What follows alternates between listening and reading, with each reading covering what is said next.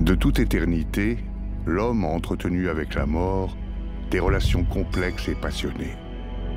L'insupportable révélation de sa propre fin l'a très vite conduit à en contourner l'évidence en imaginant un au-delà, royaume invisible où il pourrait rejoindre, après le fatal passage, ses ancêtres disparus avant lui. Ici, les premières sépultures, les traces de cérémonies funéraires et les édifices érigés à la mémoire des défunts continuent de témoigner de cette quête millénaire, le rêve d'une vie éternelle.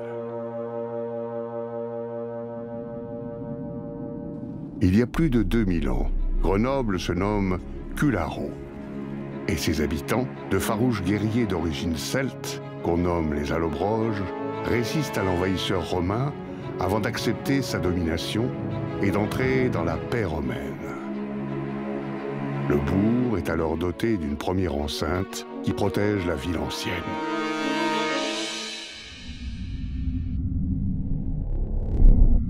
Les morts étaient alors enterrés hors de la ville, sur l'autre rive de l'Isère.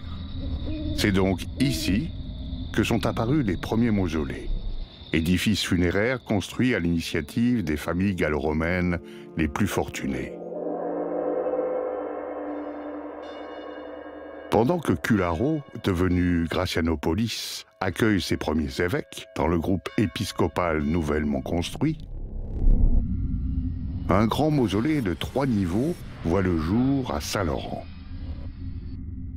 Il abrite les dépouilles des plus prestigieuses figures religieuses de la ville, et des groupes de chrétiens de plus en plus nombreux viennent se recueillir sur leurs tombes.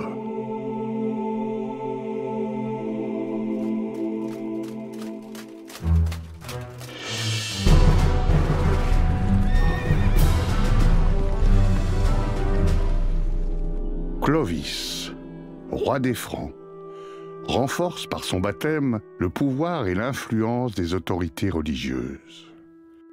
En l'an 520, le grand mausolée sert de base à la construction de la première église. Cet édifice, cruciforme, marque la naissance de la crypte Saint-Oyan, important lieu de recueillement qui sera conservé et embelli au fil du temps.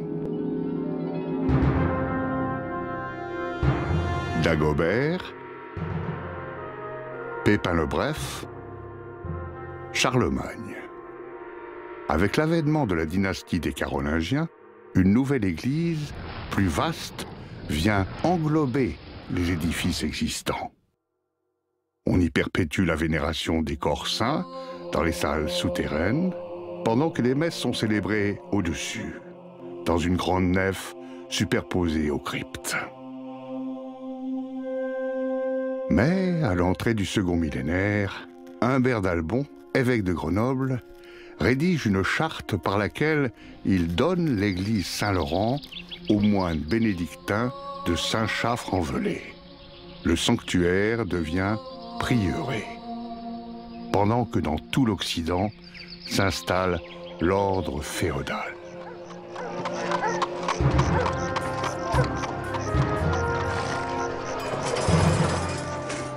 Plus d'un siècle après l'installation des moines, le prieuré adopte le style roman. L'architecture est simplifiée, la contre-abside carolingienne est détruite pour laisser la place à un clocher-porche. Un cloître est aménagé au sud de l'édifice, pendant que le mur nord, prolongé jusqu'à l'Isère, devient un véritable rempart de protection. Peu à peu, les maisons du futur faubourg Saint-Laurent viennent s'installer à l'abri du prieuré. Le cloître s'agrandit au fur et à mesure de l'accroissement de la communauté monastique et le prieuré connaît son apogée, recevant des prieurs de haut lignage et abritant des actes assez importants pour requérir la présence de l'évêque et du dauphin. Puis viennent les guerres de religion, et avec elles, les épidémies de peste, les inondations, les pillages. Sous l'impulsion du duc de Lesdiguières, de nouveaux dispositifs militaires sont construits autour de la ville et aux abords du prieuré, qui est à son tour restauré. En 1793, Francesco Tanzi réalise l'hôtel du Cœur roman.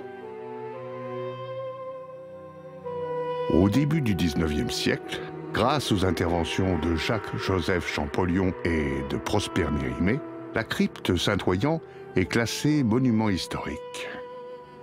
En 1978, sous la direction de René Collardel, d'importantes fouilles archéologiques sont entreprises sur l'ensemble du site. Pendant près de 20 ans, elles révéleront suffisamment de richesses pour que s'impose la transformation de l'église en musée archéologique.